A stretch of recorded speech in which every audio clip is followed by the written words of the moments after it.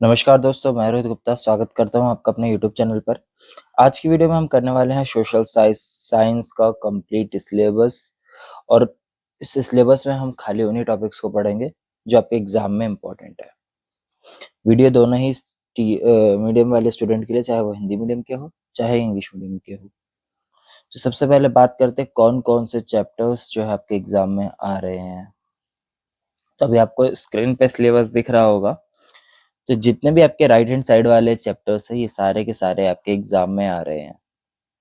यानी कि यहाँ पे आपको जो टोटल नंबर ऑफ लेसन 16, यानी टोटल 16 लेसन आ रहे हैं और 12 चैप्टर जो है आपके टीएमए के होते हैं, जो कि अब नहीं आ रहे हैं।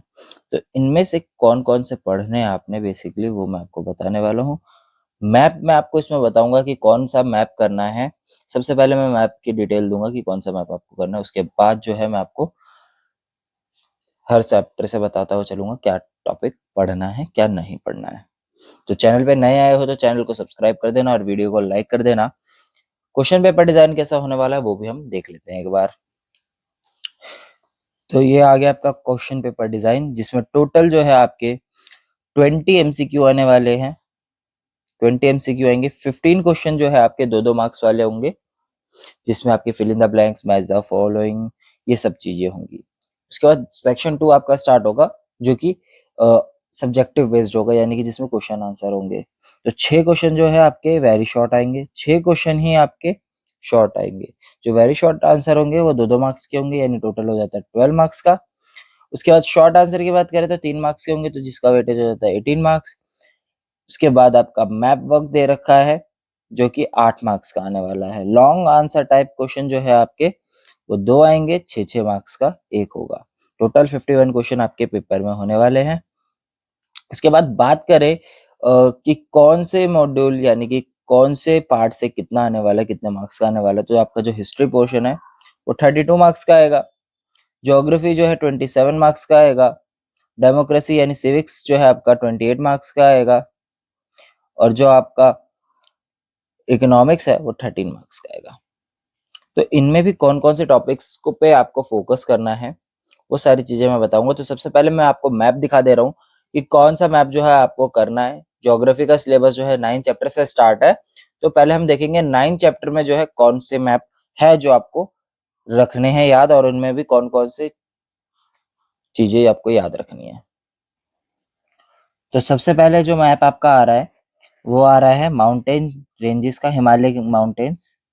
ठीक है, तो इसमें आपको कौन कौन से याद करने में जूम कर करके आपको दिखा देता हूँ, वो आपको याद कर लेने हैं।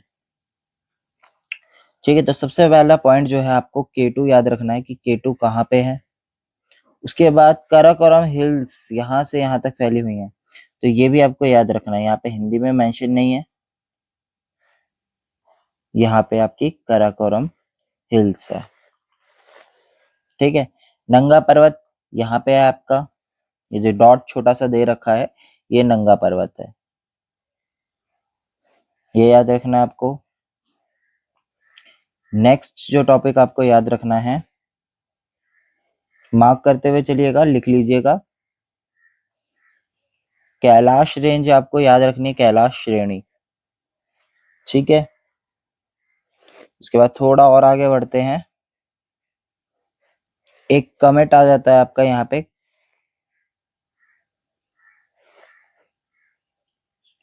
जो कि आपका उत्तराखंड में पड़ेगा। तो ये चीज आपको ध्यान में रखनी है कि कौन सा कहाँ पे पड़ने वाला है। ठीक है,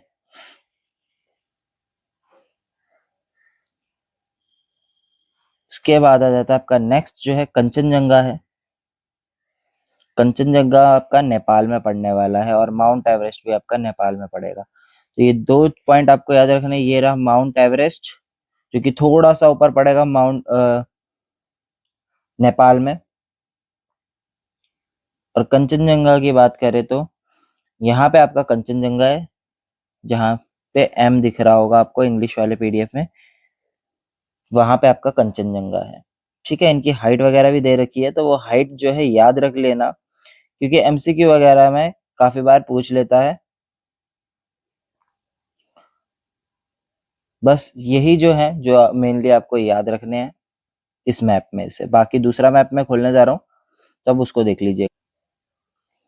अगला मैप जो है ये पठार का है, यानी प्लेट्यू का है।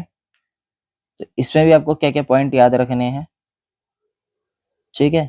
मालवा प्लेट्यू आपका कहाँ पे पड़ना है, ये याद रखना है। अरावली हिल्स कहाँ पे है, ये आपको याद रखना है। अरावली हिल्स जो है आपको ये राजस्थान में देखने को मिल जाती है। वैसे तो राजस्थान हरियाणा होते हुए जाती हैं, इन हरियाणा और राजस्थान में है। लेकिन ध्यान से देखना है आपने, क्योंकि आपको जो मैप मिलेगा वो पॉलिटिकल होगा, तो आपको ध्यान देना है। देखो यहाँ पे आपको राजस्थान लिखा हुआ दिख रहा है, यानी यहाँ पे राजस्थान है। तो राजस्थान से थोड़ा सा नीचे जो है आपको अरावली हिल्स देखने को मिल जाएंगी। उसके बाद गिर रेंज भी आपको याद रखना है, पेपर में पूछा हुआ है एक बार। यहाँ पे ये जो हल्का सा छोटा सा गोला है, ये गिर श्रेणी है। उसके बाद बालाघाट श्रेणी, यहाँ पे आपको बालाघाट श्रेणी देखने को मिल जाएगी। सतपुरा आपको याद रखना है, यहाँ पे आपका सतपुरा है। और मालवा प्लेट्यू जो है यहाँ पे पड़ेगा, यानी मालवा पठार। छोटा नागपुर पठार आपका इस तरफ पड़ेगा। अब मैं आपको बता देता हूँ किस तरीके से आप इसको फिल करोगे। सतपुड़ा जो है आपका ये थोड़ा सा एमपी की तरफ पड़ जाता है, तो वहां पे आपको फिल कर देना है, थोड़ा बहुत ऊपर नीचे चल जाता है, ठीक है। छोटा नागपुर प्लेट्यू आपका छत्तीसगढ़ में है। छत्तीसगढ़ अगर आपको पता हो तो बंगाल के बगल में आ जाता है, ठीक है। सॉरी, एमपी के बगल में है छत्तीसगढ़। तो ये कुछ थे जो आपको यहां से याद रखने हैं। अब बात करें प्रमुख नदियों की, तो प्रमुख नदियां जिसमें आपकी झेलम, रवि, सतलज, झेलम, इंदस यानी सिंधु नदी, ये सारे आपको याद रखनी है कि कहाँ कहाँ पे कौन सी बहती है, ठीक है। पेपर में आपसे इनका नाम पूछ सकता है। लास्ट ईयर के क्वेश्चन पेपर में हमें देखने को मिलता है, वहां पे मैप में रिवर ड्रॉ करी हुई थी और बॉक्स बना के पूछा हुआ था यहाँ पे कौन सी रिवर है और यहाँ पे कौन सी रिवर है। तो ये आपको ध्यान से देख लेनी है कहाँ पे कौन सी रिवर बहती है, ठीक है। जो हिंदी में लिखी हुई है वो मेन है, वही आपको याद रखनी है मेनली, ठीक है। ब्रह्मपुत्र आपको असम से आते हुए दिखेगी। गंगा आपके उत्तराखंड से आते हुए निकलती है। यमुना जो है वो भी उत्तराखंड की तरफ से ही आते हुए दिखेगी आपको, जो दिल्ली होते हुए उत्तर प्रदेश में जाती है। उसके बाद नर्मदा और ताप्ती, ये महाराष्ट्र से एमपी में जाते हुए दिखेंगी आपको। महानदी जो है वो उड़ीसा में दिखेगी आपको, ठीक है। गोदावरी जो है एमपी के नीचे, मेरे को स्टेट का नाम याद नहीं आ रहा, एमपी के नीचे पड़ेगी।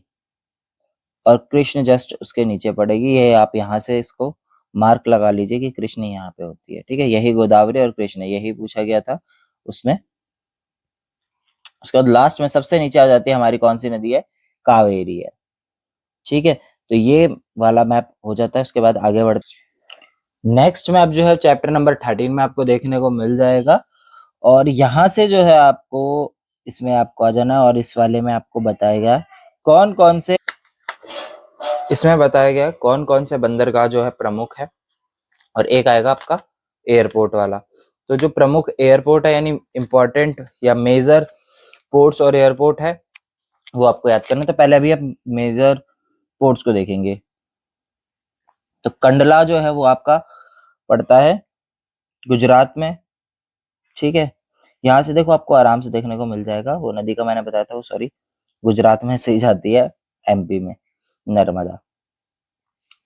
उसके बाद एक पोर्ट आपका मुंबई में है, दूसरा पोर्ट जो है वो है जवाहरलाल नेहरू, जो कि उसी का जस्ट नीचे, मुंबई का जस्ट नीचे पड़ता है।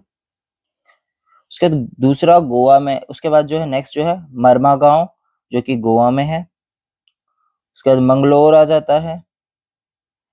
नीचे थोड़ा आएंगे तो हम कोच्चि देखने को मिल जाता है। तमिलनाडु में टोटिकोरिन है और एक चेन्नई है। उसके बाद आ जाता है आंध्र प्रदेश में विशाखापट्टनम। और उड़ीसा में आ जाता है प्रदीप, हल्दिया। उसके बाद नेक्स्ट वाला जो है कोलकाता में है, सॉरी कोलकाता में हल्दिया और कोलकाता है। तो ये मेजर पोर्ट थे इंडिया के, जो आपको नाम याद रखने हैं। ये सारे के सारे आप एक बार पढ़ लेंगे, ठीक है। इसके बाद नेक्स्ट वाला जो है आपका मेजर एयरपोर्ट कहा जाता है, जिसमें मैं आपको मेन बताऊंगा, वही याद रखना। इधर से भी आप एक बार मैं बता देता हूँ आपको। गुजरात वाला याद रखना, मुंबई का याद रखना कंडला, और मंगलोर का याद रखना, कोची याद रखना, टुटीकोरिन काफी बार एग्जाम में पूछा हुआ है, और एक विशाखापट्टनम, ठीक है। तो ये कुछ इंपॉर्टेंट थे जो आपको याद रखने हैं। इसके बाद आ जाता है एयरपोर्ट का, इंटरनेशनल एयरपोर्ट। तो यहाँ पे सबसे पहले याद रखना है आपने कि कहाँ पे कौन सा एयरपोर्ट है, क्योंकि एमसीक्यू में, अगर मैप में नहीं आया तो एमसीक्यू में भी आ सकता है कि इस राज्य में कौन सा एयरपोर्ट है, ठीक है। तो दिल्ली में कौन सा है? इंदिरा गांधी इंटरनेशनल एयरपोर्ट, ठीक है। अमृतसर में है राजा सांची, ठीक। उसके बाद बिहार के पटना में आ जाता है लोकनायक जयप्रकाश, ठीक है। कोलकाता में जो है नेताजी सुभाष चंद्र बोस। उसके बाद इंदौर में आ जाते हैं। तो देखो दिल्ली का तो आपको याद रखना है, पटना का याद रखना है, और अभी मैंने तीनों बताए, तीनों ख्याल है आपको, चार बताए हैं जिसमें से तीन आपको याद रखने हैं। पंजाब वाला आप छोड़ सकते हो। उसके बाद इंदौर में है देवी अहिल्याबाई होलकर, ये याद रखना है। अहमदाबाद में सरदार वल्लभ भाई पटेल। इनकी लोकेशन बेसिकली आपको याद रखनी है। मुंबई वाला इंपॉर्टेंट है, मुंबई में है छत्रपति शिवाजी, ठीक है। नागपुर में है डॉक्टर BR अम्बेडकर। हैदराबाद में राजीव गांधी। बेंगलुरु सॉरी, तो बेंगलुरु का याद रखेंगे, चेन्नई का याद रखेंगे मीनाबक्कम, और तिरुवनंतपुरम है, ठीक है। तो ये कुछ एयरपोर्ट्स है जो आपको याद रखना है। ये लास्ट मैप था, इसके अलावा ज्यादातर मैप जो है आपका चैप्टर नंबर 9 से ही पूछा जाएगा, ठीक है। अब इसमें से भी कोई कोई चीजें हैं जो मैं आपको बताऊंगा, तो उन पर जरूर ध्यान दीजिएगा। तो चैप्टर नंबर 16 से हम स्टार्ट करेंगे।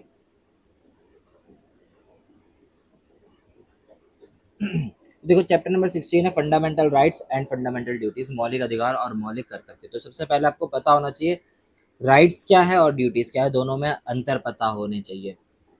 तो सबसे पहले राइट की बात करें तो rights are claim of the individual which are essential for the development of his और हर पर्सनैलिटी। कह रहा है कि राइट्स बेसिकली होते क्या है, किसी भी पर्सन के, कोई भी एक इंसान है उसके खुद के विकास के लिए जरूरी होता है, ठीक है। दूसरा चीज ड्यूटीज क्या हो जाता है, duty is something that someone is expected to do.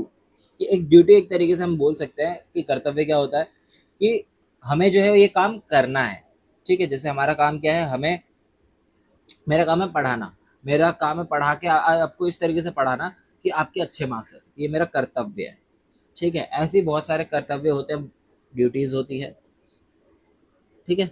और उन कामों के लिए आप जो है रिस्पॉन्सिबल हो गए। मौलिक अधिकार की बात करें यानी कि फंडामेंटल राइट, जो कि बहुत ज्यादा जरूरी है, उसके बिना जो है हम अपनी जिंदगी नहीं जी सकते या फिर बेकार हो जाएगी जिंदगी। तो सबसे पहला इसमें आ जाता है राइट टू इक्वालिटी यानी कि समानता का अधिकार, ठीक है। इसमें क्या होता है, सबको बराबर का अधिकार मिला जाएगा, मतलब कि कोई भी भेदभाव नहीं होगा। No discrimination on any basis, किसी भी बेसिस पे, यानी कि चाहे वो रंग हो, कास्ट हो, किसी भी बेस पे कोई भी भेदभाव नहीं होगा। इक्वालिटी ऑफ अपॉर्चुनिटी, सबको बराबर अवसर मिलेगा।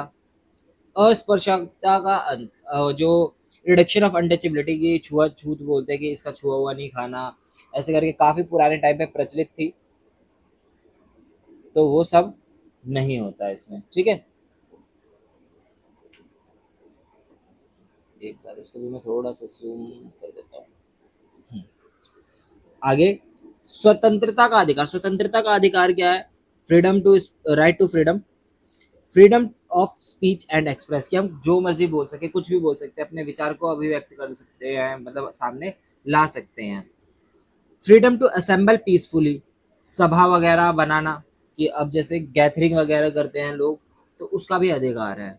संगठन बनाने की स्वतंत्रता, हम कोई एसोसिएशन या ऑर्गेनाइजेशन बनाना चाहते हैं, उसके लिए हमें स्वतंत्रता है। ऐसी ये पूरी लिस्ट दे रखी है, आप एक बार पढ़ लेना, ज़्यादा टाइम हमारे पास है नहीं, तो मैं शॉर्ट शॉर्ट में समझाते हुए चलूंगा। राइट अगेंस्ट एक्सप्लॉइटेशन, यानी कि शोषण के विरुद्ध अधिकार। अब इसमें आ जाता है आपका बाल मजदूरी वगैरह भी हो जाता है, कि 14 साल से कम के बच्चों को काम नहीं करवा सकते किसी भी कंपनी में या किसी भी फैक्ट्री वगैरह में। ठीक है, नेक्स्ट आ जाता है धार्मिक स्वतंत्रता का अधिकार, यानी right to freedom, right to freedom of religion. अब इसमें क्या कह रहे हैं, देखो इंडिया एक सेक्युलर स्टेट है, मतलब यहाँ पे काफी सारे लोग जो है रहते हैं, हर धर्म के लोग रहते हैं, चाहे वो हिंदू हो, मुस्लिम हो, सिख हो, ईसाई हो, जैन हो, बौद्ध हो, कोई से भी धर्म के हो, यानी धर्म निरपेक्ष है हमारा देश। ठीक है, सब जो है अपने रिलीजन का प्रचार प्रसार कर सकते हैं। संस्कृति और शिक्षा का अधिकार, यानी cultural and educational right, this fundamental right protects the language, culture and religion of the minority community.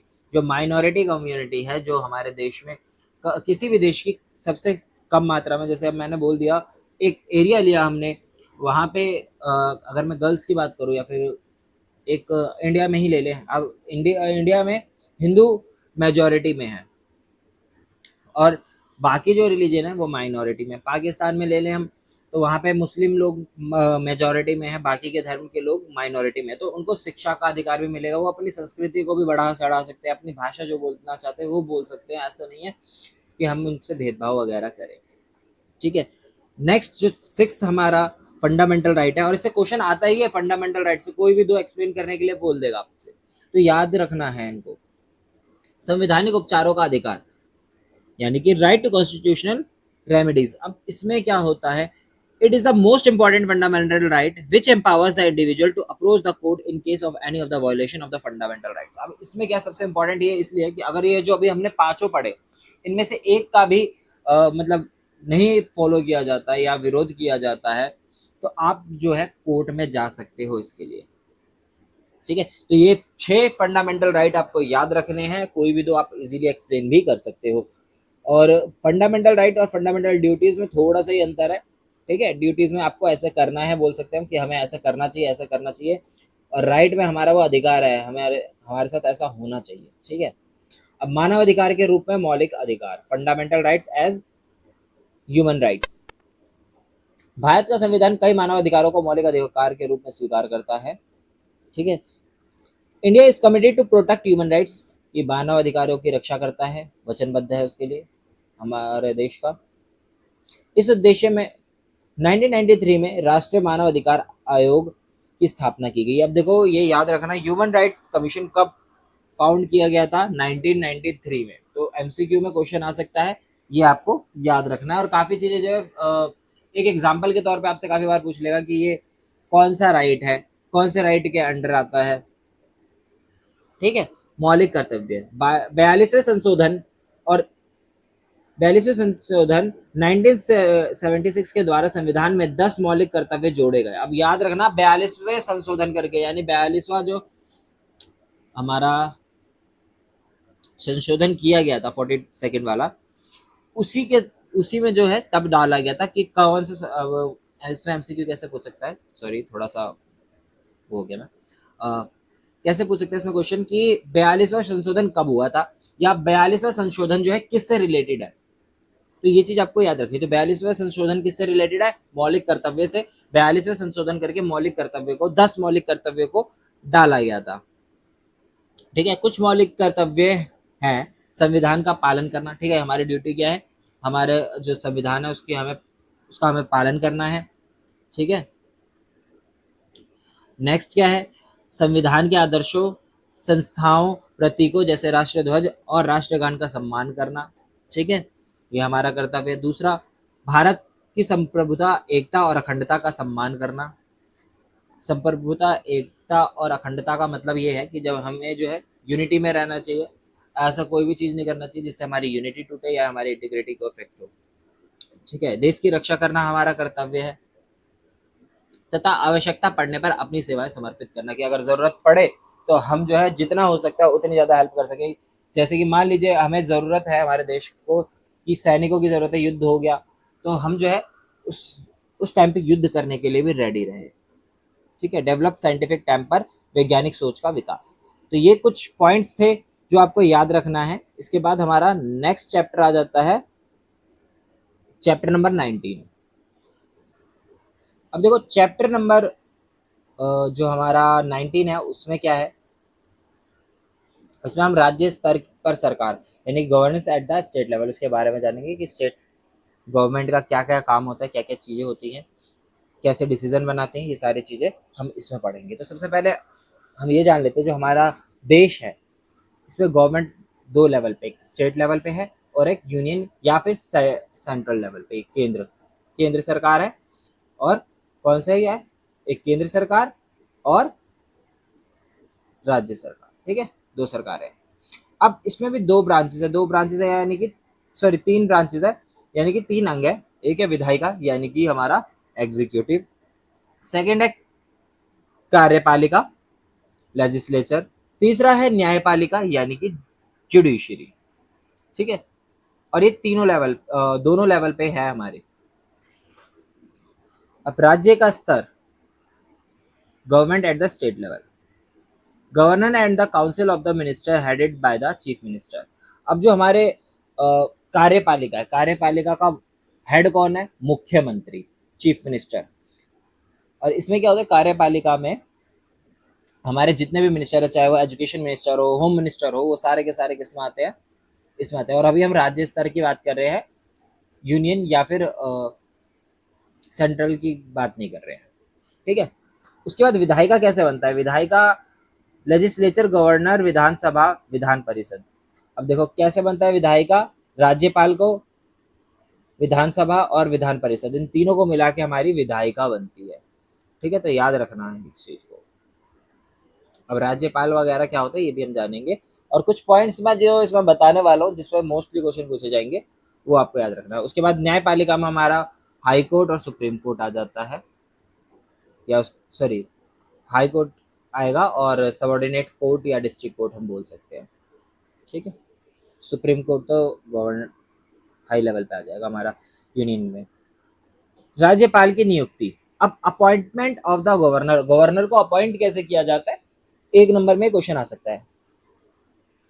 राज्य के राज्यपाल की नियुक्ति राष्ट्रपति द्वारा 5 वर्ष के लिए की जाती है। ठीक है, 5 साल के लिए, कितना काम टाइम पीरियड कितना होता है इसका, कार्यकाल कितना होता है, 5 साल का कार्यकाल होता है गवर्नर का। और इसको अपॉइंट कौन करता है, प्रेसिडेंट ऑफ इंडिया। ठीक है, the governor holds his her office during pleasure of the president, which means that the governor may be removed by president even before the expiry of his और हर term. ठीक है, तो देखो अगर president चाहे तो उसका टाइम पीरियड खत्म होने से पहले यानी कि 5 साल का जो कार्यकाल है उसको खत्म होने से पहले उसको हटा भी सकता है। ठीक है,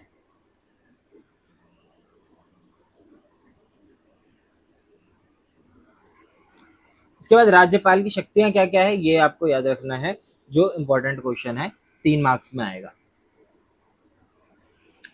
सबसे पहले आती है एग्जीक्यूटिव पावर यानी कार्यपालिका संबंधी शक्तियां। वह मुख्यमंत्री एवं उसके मंत्री परिषद के अन्य सदस्यों की नियुक्ति करता है। वह महा अधिवक्ता, राज्य लोक सेवा आयोग के अध्यक्ष तथा अधीनस्थ न्यायालय के न्यायाधीशों की नियुक्ति करता है। अब देखो क्या बोल रहा है इसमें, ये क्या क्या पॉइंट करता है, चीफ मिनिस्टर और काउंसिल यानी कि मंत्री परिषद या मंत्रिमंडल हम बोल सकते हैं, उनको अपॉइंट करता है। ठीक है, he appoints the advocate general, chairman and member of the state public service commission. ठीक है, तो ये इसको भी अपॉइंट करता है। किसको अपॉइंट करता है, advocate general, chairman and member of state public service commission, and also the जजेस ऑफ सबऑर्डिनेट कोर्ट। जो छोटे छोटे कोर्ट होते हैं हमारे डिस्ट्रिक्ट लेवल पे, उनके जजेस को भी कौन अपॉइंट करता है? राज्यपाल, यानी कि गवर्नर। विधायी शक्ति यानी लेजिस्लेटिव पावर्स, अब ये कौन कौन सी पावर है इसमें देखो, governor is the part of the state legislature, कि राज्यपाल विधानमंडल का एक अभिन्न हिस्सा होता है। He can address the session of the assembly and or joint session of both the houses। अब देखो क्या कह रहा है, बोथ हाउसेस कौन कौन से हाउस है हमारे? अपर हाउस, लोअर हाउस, यानी कि राज्यसभा, लोकसभा। ये जो है सदन में बैठ भी सकता है, बैठक बुलाना और इससे संबंधित क्या लिखा है यहाँ पे एक बार हम पढ़ लेते हैं, वह विधानमंडल को संबोधित करता है, ठीक है। विधान की बैठक, सदन की बैठक बुलाना और सत्रावसान की घोषणा करना भी राज्यपाल की विधायी शक्तियों के दायरे में आता है, ठीक है। इसके बाद वित्तीय शक्ति आता है। वित्तीय शक्ति, financial power, no money bill can be introduced in the state legislature assembly without the prior permission of the governor. अब देखो, राज्य विधानमंडल में कोई धन विधेयक बिना राज्यपाल की पूर्व सहमति के पेश नहीं किया जा सकता, ठीक है। कोई भी बिल हो, मतलब कि बिल क्या होता है, जनरली अगर हमें कोई चीज लागू करनी होती है तो उससे पहले बिल बनता है, उस पर सबके एग्री, मतलब सब जो है एग्री होनी चाहिए उस पर, ठीक है। तो उसमें राज्यपाल भी एक है कि उसकी परमिशन के बिना कोई भी बिल संसद में पेश नहीं किया जाता। राज्य का वार्षिक बजट उसी के नाम पर पेश किया जाता है, ठीक है। इसके बाद चौथा काम क्या जाता है? स्वैच्छिक शक्तियां। तो 3 पॉइंट आपके लिए आपको याद रखने हैं, ऊपर के 3 पॉइंट काफी है, लेकिन फिर भी एक बार पढ़ लेते हैं फोर्थ वाला भी। स्वैच्छिक शक्तियां यानी कि discriminatory power, if no political party wins majority then governor uses his discriminatory power to invite a person to be the chief minister. अब जैसे मान लीजिए दिल्ली में 70 सीट्स है और किसी को भी पूरा का पूरा बहुमत यानी कि 36 सीट्स चाहिए रहती है, तो 36 नहीं है, तो जो हमारा गवर्नर होगा वो अपनी मर्जी से चीफ मिनिस्टर चूज करेगा। He she is a link between state and the centre, और ये क्या है, एक तरीके से हम बोल सकते हैं कि एक लिंक है सेंटर और स्टेट के बीच का। बस इतना पॉइंट काफी है। उसके बाद राज्यपाल और मंत्री परिषद के बीच संबंध, अब क्या रिलेशनशिप है दोनों के बीच में, काउंसिल ऑफ मिनिस्टर और गवर्नर के बीच में, तो ये ध्यान से सुनना। और उसके बाद हम चीफ मिनिस्टर और and the council of minister इसके बारे में पढ़ेंगे। राज्य स्तर की कार्यपालिका का गठन राज्यपाल, मुख्यमंत्री और उसके मंत्री परिषद से मिलकर होता है। राज्यपाल अपनी समस्त कार्यपालिका संबंधी शक्तियों का प्रयोग मुख्यमंत्री और उसके मंत्री परिषद के परामर्श पर करता है, ठीक है। The state executive and consist of governor, state executive किसको मिला के बनता है हमारा? उसमें गवर्नर होगा, ठीक है। स्टेट एग्जीक्यूटिव में हमारा गवर्नर होगा, चीफ मिनिस्टर होगा, और जितने भी हमारे मंत्री हैं वो सारे मंत्री होंगे उसमें। The governor exercise all his power on the advice of the council of minister. जब भी मंत्री पद बनाया जाता है, मंत्री परिषद बनाया जाता है, तो उसमें वो परामर्श दे सकता है अपने, ठीक है। The chief minister is appointed by him और her provided he she is the leader of the majority party in the legislative assembly. अब देखो, इसी के जब कोई पार्टी विन करती है, जीतती है, तो उसी में से चीफ मिनिस्टर चुना जाता है। तो किसके द्वारा चुना जाएगा, मतलब कि कौन डिसाइड करेगा कि हाँ ये चीफ मिनिस्टर बनेगा? वो गवर्नर होगा, ठीक है। मिनिस्टर का वो बैठता है, जब बताए यहाँ पे, the chief minister communicates to the governor all the decision of the council of minister. अब जितने भी डिसीजन वगैरह होंगे, ठीक है, वो मुख्यमंत्री और राज्यपाल दोनों मिलके लेंगे, दोनों मिलके डिसाइड करेंगे। The real power are exercised by the Council of Ministers headed by the Chief Minister. However, the governor is not just a constitutional or nominal head. अब देखो क्या बोल रहे हैं, वास्तविक रूप में कार्यपालिका संबंधी शक्तियों का प्रमुख प्रयोग मुख्यमंत्री और उसके मंत्री परिषद द्वारा किया जाता है। राज्यपाल केवल नाम मात्र का अध्यक्ष है, ठीक है। कि अब पार्टी वगैरह मिलकर डिसाइड करेगी कि हाँ ये चीफ मिनिस्टर बनेगा, लेकिन बस उसका क्या है कि हाँ ठीक है, ओके, हमें कोई दिक्कत नहीं है, बन सकता है मुख्यमंत्री, बस उसका काम साइन करना है, एक तरीके से यूं बोल सकते हैं। इसके बाद नेक्स्ट आ जाता है हमारा, ज्यादा डीप नहीं जाएंगे, chief minister and the council of minister, मुख्यमंत्री और मंत्री परिषद। The council of minister with the chief minister as its head function as the real executive. कह रहा है मुख्यमंत्री के नेतृत्व में मंत्री परिषद वास्तविक कार्यपालिका के रूप में कार्य करती है, ठीक है। मुख्यमंत्री और मंत्रिपरिषद के अन्य सदस्य राज्यपाल द्वारा नियुक्त किए जाते हैं, अभी हम पढ़ चुके हैं। There term of office is for 5 year की 5 साल का इनका टाइम पीरियड रहता है। They remain in office till they enjoy the support of the majority in the assembly. अब देखो क्या बोल रहा है, सत्ता में बने रहने के लिए उनका विधानसभा में बहुमत होना अनिवार्य है।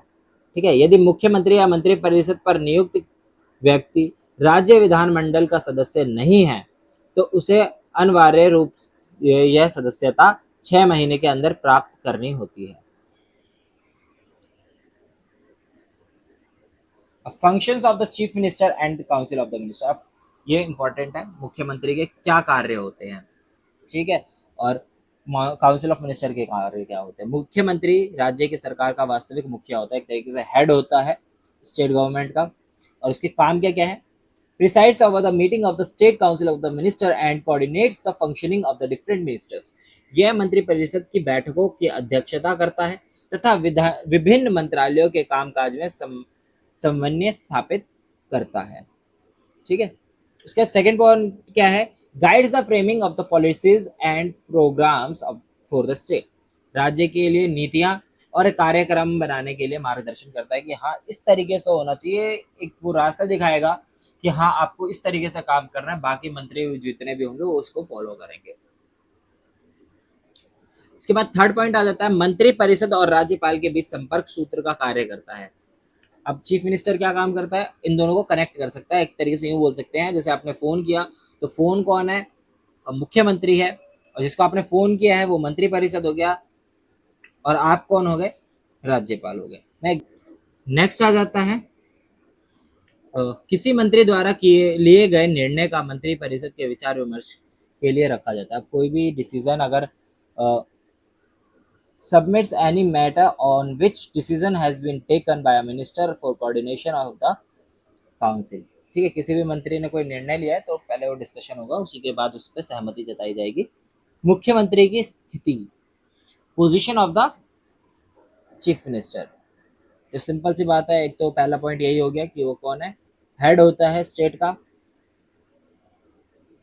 It is he she who formulates the policies and guides the council of the minister. अभी हम पढ़ चुके कि वही क्या होता है, एक तरीके से मार्गदर्शन करते हैं।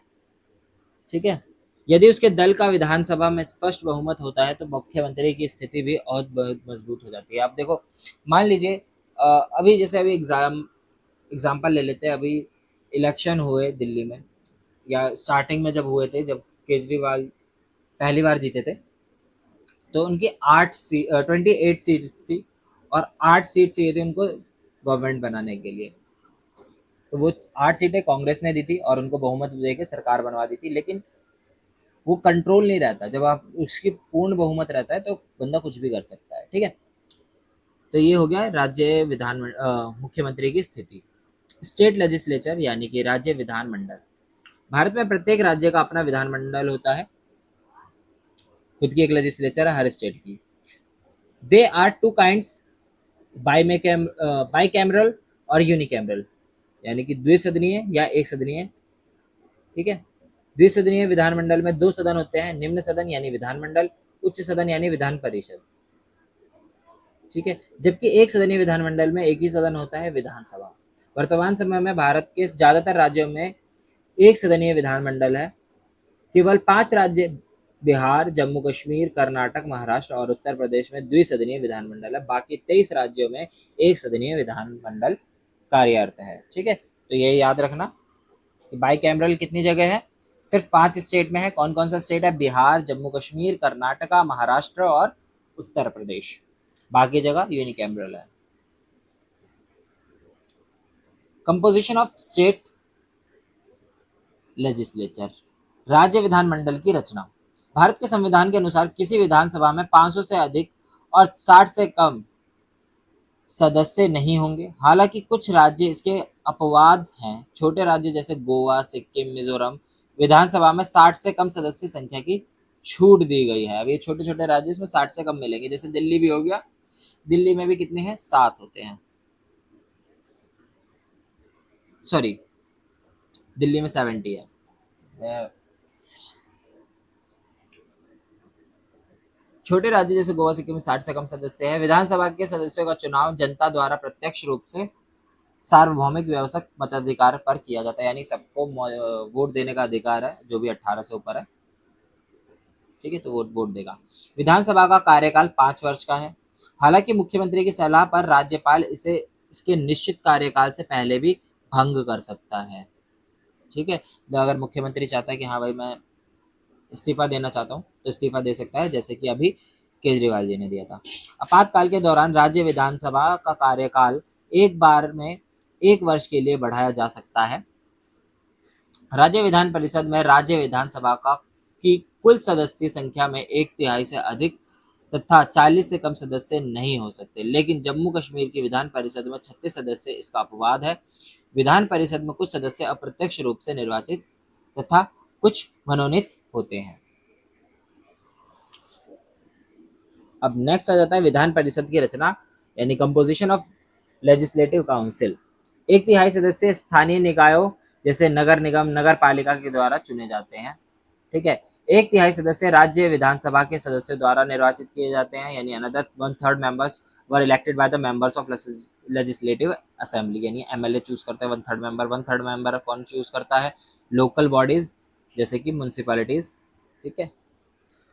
इसका 12वां हिस्सा अर्थात 1/12 सदस्य राज्य के 3 साल पुराने स्नातकों द्वारा चुने जाते हैं। अब कौन होता है जो 1/12 हिस्सा है? Electorated consists of teachers having 3 years experience. Sorry, 1/12 members are elected by the electorate consisting of graduates of the state of the not less than 3 years standing. अन्य 12वां हिस्सा अर्थात 1/12 सदस्य माध्यमिक तथा उससे ऊपर के कम से कम 3 वर्ष के अनुभव वाले अध्यापकों द्वारा चुने जाते हैं। इसके बाद नेक्स्ट है आपका उसका छठा हिस्सा यानी कि 1/6 सदस्य राज्यपाल द्वारा मनोनीत होते हैं। विधान परिषद स्थायी सदन है, इसे भंग नहीं किया जा सकता, ठीक है। स्थायी है, इसको हम खत्म नहीं कर सकते, डिसॉल्व नहीं कर सकते।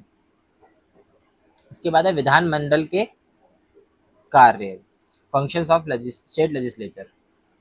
सबसे पहले विधायी कार्य, लेजिस्लेटिव फंक्शन क्या है?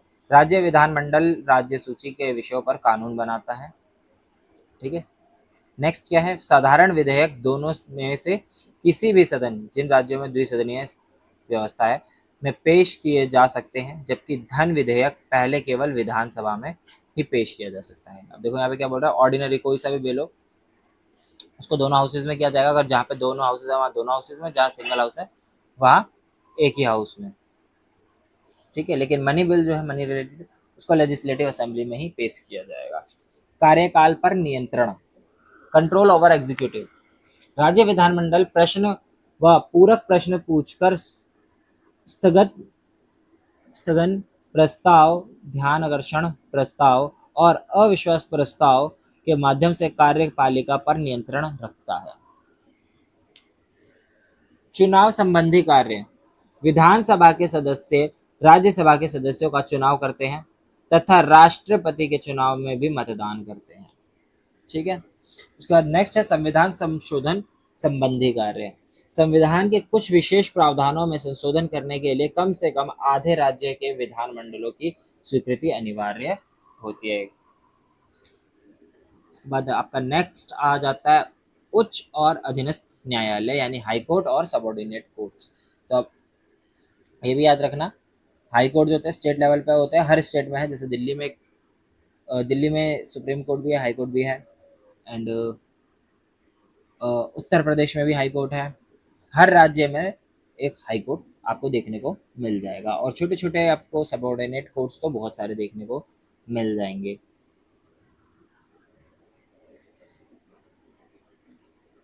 उच्च न्यायालय का संगठन, organisation of the high court. प्रत्येक उच्च न्यायालय में एक मुख्य न्यायाधीश और कुछ अन्य न्यायाधीश होते हैं। उच्च न्यायालय के मुख्य तथा अन्य न्यायाधीशों की नियुक्ति राष्ट्रपति द्वारा की जाती है, ठीक है। कौन चूज करेगा? मुख्य न्यायाधीश, राष्ट्रपति। उच्च न्यायालय में मुख्य न्यायाधीश की नियुक्ति करते समय राष्ट्रपति भारत के मुख्य न्यायाधीश की सलाह लेता है। जो अभी राष्ट्र न्यायाधीश होगा उससे सलाह ली जाएगी कि हाँ भाई किसको बनाना चाहिए। जबकि अन्य न्यायाधीशों की नियुक्ति करते समय वह संबंधित न्यायालय के मुख्य न्यायाधीश तथा राज्यपाल की सलाह लेते हैं। और जो सबऑर्डिनेट कोर्ट का बनता है जज, तो उसके लिए किसकी सलाह ली जाती है? जो अभी करंटली क्या होगा, न्यायाधीश यानी जज होगा, उसकी सलाह होगी, और राज्यपाल पाल, ये दोनों आपस में डिस्कशन करेंगे और डिसाइड करेंगे किसको जो है सबऑर्डिनेट कोर्ट यानी कि छोटे वाले जो कोर्ट है हमारे, उनका जज किसे बनाना चाहिए।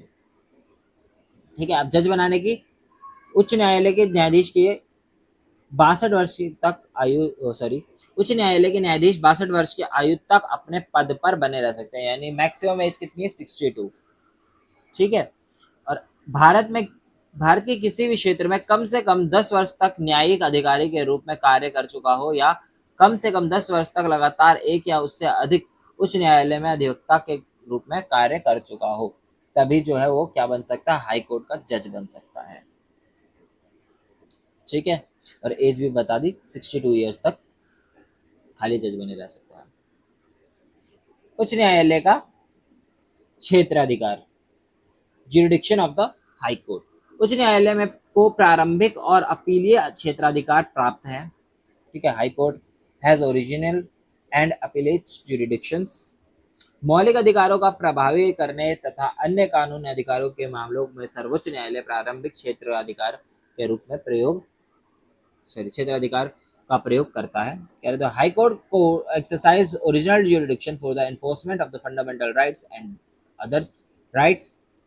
High court hear appeals against the judgment of the subordinate courts, कि अगर सबऑर्डिनेट कोर्ट में आपको कोई डिसीजन पसंद नहीं आता है तो उसकी अपील आप किस में कर सकते हो? हाई कोर्ट में कर सकते हो।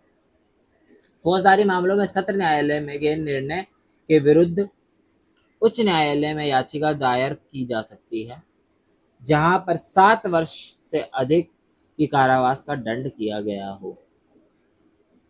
ठीक है, in criminal matters appeal may be made before a high court against the judgment of session court where the sentence of imprisonment exceed 7 years.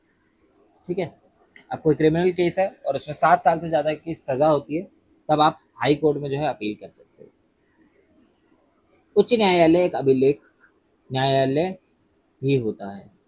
सभी अधीनस्थ न्यायालयों को उच्च न्यायालय के निर्णय के रूप में निर्णय देना होता है। High court is the court of record.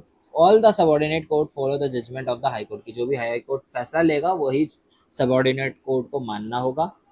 High court में ऑल्सो पनिश फॉर कंटेम्प्ट और डिसरिस्पेक्ट ऑफ द कोर्ट, और हाई कोर्ट क्या कर सकता है? कोर्ट के अपमान के रूप में दंड भी दे सकता है। अब लोअर कोर्ट या सबऑर्डिनेट कोर्ट या अधीनस्थ न्यायालय दीवानी न्यायालय होते हैं, फौजदारी न्यायालय होते हैं, राजस्व न्यायालय होते हैं, यानी सिविल कोर्ट, क्रिमिनल कोर्ट और रेवेन्यू कोर्ट। ठीक है, सिविल कोर्ट में क्या होता है? सिविल केसेस यानी कि जितने भी संपत्ति रिलेटेड, यानी कि जो पैसे वगैरह से रिलेटेड है, एग्रीमेंट से रिलेटेड है, डिवोर्स हो गया, लैंडलॉर्ड रिलेटेड हो गया, इन सब के केसेस किस में लड़े जाते हैं? दीवानी में लड़े जाते हैं या सिविल केसेस में आते हैं। उसके बाद फौजदार मामले या वाद, यानी कि क्रिमिनल केसेस, इसमें कौन कौन से आ जाते हैं? रोबरी हो गई, डकैती, चोरी हो गई, रेप केस हो गया, पिक पॉकेटिंग यानी जेब कतरे देते हैं, फिजिकल असॉल्ट, मर्डर, ये सारे के सारे केस क्रिमिनल केस में आते हैं। इसके बाद राजस्व अदालत यानी रेवेन्यू कोर्ट। अब इसमें क्या होता है ये ध्यान से सुनना, अभी केजरीवाल जी को इसी में पेश किया जा रहा था कुछ टाइम पहले। राज्य स्तर पर राजस्व बोर्ड होता है, इसके अधीन अध्यक्षक न्यायालय, कलेक्टर, तहसीलदार, नायब तहसीलदार आदि आते हैं। राजस्व बोर्ड अपने अधीन सभी राजस्व अदालतों के निर्णय के विरुद्ध अपील सुनता है। ठीक है, तो इसी के साथ ये वाला चैप्टर भी खत्म हो जाता है। नेक्स्ट चैप्टर आ जाता है हमारा चैप्टर नंबर 20।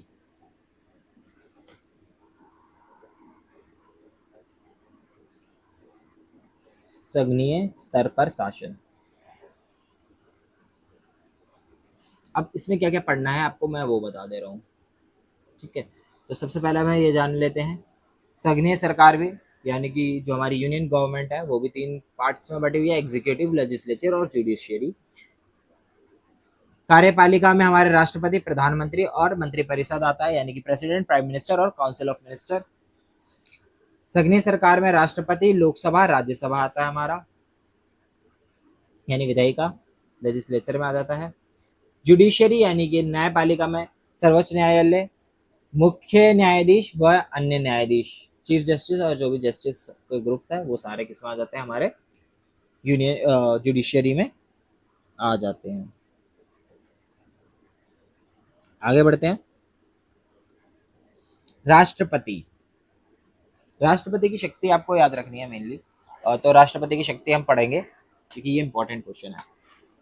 तो कार्यपालिका संबंधी शक्तियां, एग्जीक्यूटिव पावर, भारत के राष्ट्रपति को प्रधानमंत्री और मंत्रिपरिषद, भारत का महान्यायवादी, नियंत्रक और महालेखा परीक्षक, सर्वोच्च न्यायालय का मुख्य न्यायाधीश तथा अन्य न्यायाधीशों, सेना के तीनों अंगों के मुखिया की नियुक्ति करने की शक्तियां प्राप्त है। तो सेम हम कह सकते हैं जो काम गवर्नर का होता है स्टेट लेवल के लिए, सेम काम राष्ट्रपति का होता है प्राइम मिनिस्टर से रिलेटेड यूनियन लेवल पे। ठीक है। विधायी शक्ति यानी कि हमारी लेजिस्लेटिव पावर क्या है, president is the part of the parliament, कि पार्लियामेंट संसद का एक हिस्सा होता है, वह संसद के सत्र बुलाता है, ठीक है, सत्र बुलाता है तथा उनके सत्रावासन की घोषणा करता है। संसद द्वारा पारित कोई भी विधेयक उसकी सहमति के बिना कानून नहीं बना सकता, ठीक है, जब तक वो एग्री नहीं होगा तब तक कानून नहीं बन सकता। ठीक है। नेक्स्ट आ जाता है वित्तीय शक्ति यानी financial power. No money bill, कोई भी मनी बिल को पावर नहीं किया जाएगा जब तक राष्ट्रपति के उस पर साइन ना हो, दस्तखत ना हो। उसके बाद आ जाता है न्यायाधिक शक्ति यानी judicial power. President of India has the power of to grant pardon और to reduce the punishment of a convict.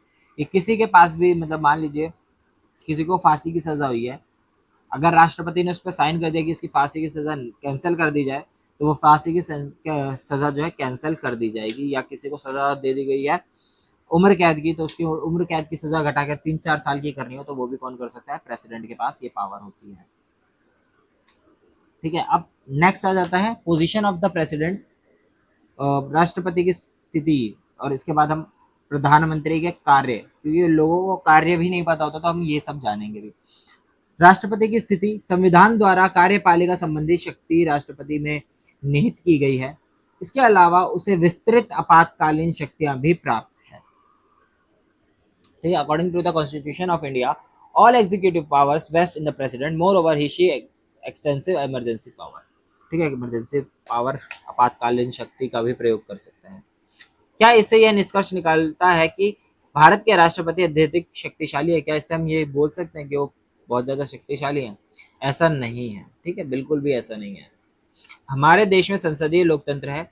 इस व्यवस्था में राष्ट्रपति केवल नाम मात्र की कार्यपालिका और संवैधानिक राज्याध्यक्ष है। ठीक है, जैसा मैंने बताया था कि जो काम हमने अभी पढ़ा था कि उसका होता है गवर्नर का होता है, सेम चीज राष्ट्रपति की भी होती है। जैसे स्टेट लेवल पे गवर्नर का सिर्फ साइन होता है, नाम मात्र के लिए होता है सारी चीजें करना, बाकी तो जो मिनिस्टर है और प्रेसिडेंट मिनिस्टर है वो डिसाइड करते हैं और प्राइम मिनिस्टर है वो डिसाइड करते हैं। सपोज एक बिल पास किया गया, अगर उसको बहुमत प्राप्त है तो राष्ट्रपति को उस पर साइन करना ही पड़ेगा। अब नेक्स्ट आ जाता है हमारा प्रधानमंत्री के कार्य। ठीक है। प्रधानमंत्री की अध्यक्षता में मंत्रिपरिषद द्वारा दी गई सहायता एवं सलाह के अनुसार ही राष्ट्रपति अपने अधिकारों का उपयोग करता है तथा उस सलाह को मानना आवश्यक होता है। अब देखो क्या बोल रहा है कि प्रेसिडेंट एक्सरसाइज हिज और her power on the aid and advice of the council of the minister, की प्रेसिडेंट का ऐसे काम करेगा जब प्राइम मिनिस्टर और जो मिनिस्टर की सभा है वो सारे मिलके उसको एडवाइस करेंगे तभी वो काम करेगा। ठीक है। It is on his or her recommendation that president appoints the member of council minister and distributes portfolios among them, कि वही चीज बोल रहा है कि मंत्रिपरिषद की नियुक्ति कौन करेगा, राष्ट्रपति करेगा एक तरीके से। वह मंत्रिमंडल की बैठकों की अध्यक्षता करता है, मतलब कि एक तरीके से बोल सकते हैं मैं प्रेस उसमें रहता है, कैबिनेट मीटिंग में वो रहता है। He she act as the link between, वो लिंक रहता है एक तरीके से किसके बीच में, प्रेसिडेंट और प्राइम मिनिस्टर और काउंसिल ऑफ मिनिस्टर के बीच में। He she is the leader not he she is the leader not only of parliament but also of the nation, वो खाली प्रेसिडेंट पार्लियामेंट का सदस्य नहीं है, वो हमारे देश का भी है। कहाँ गया?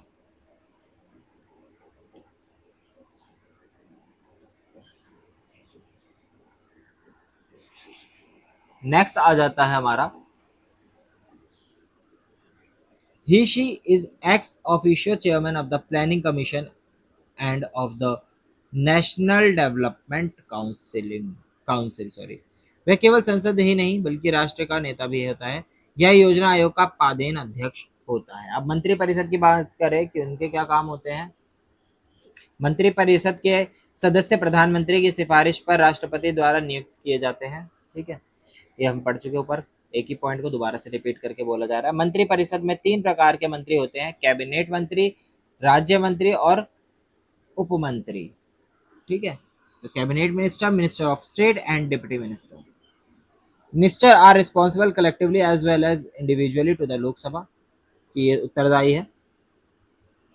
ठीक है, डिसीजन ऑफ द कैबिनेट और council of the minister are kept secret, कि मंत्रिमंडल या मंत्री परिषद के निर्णय को गुप्त रखा जाता है।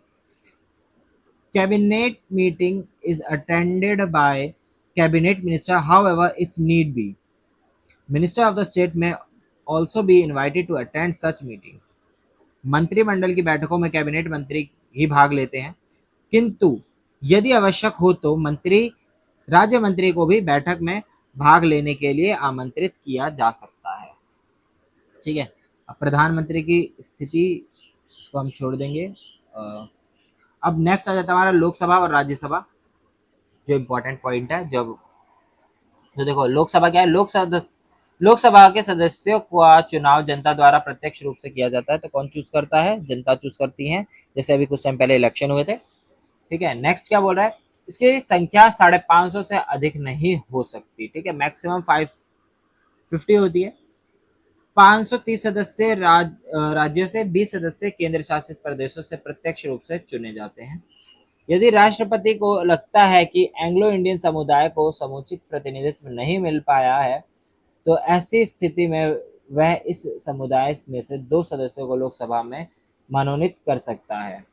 लोकसभा संसद का निम्न सदन कहलाता है। ठीक है, लोकसभा को निम्न सदन कहते हैं। 550 मेंबर होते हैं, जिसमें से 530 को डायरेक्टली इलेक्ट किया जाता है और बाकी के 20 जो है वो यूनियन टेरिटरी से लिए जाते हैं।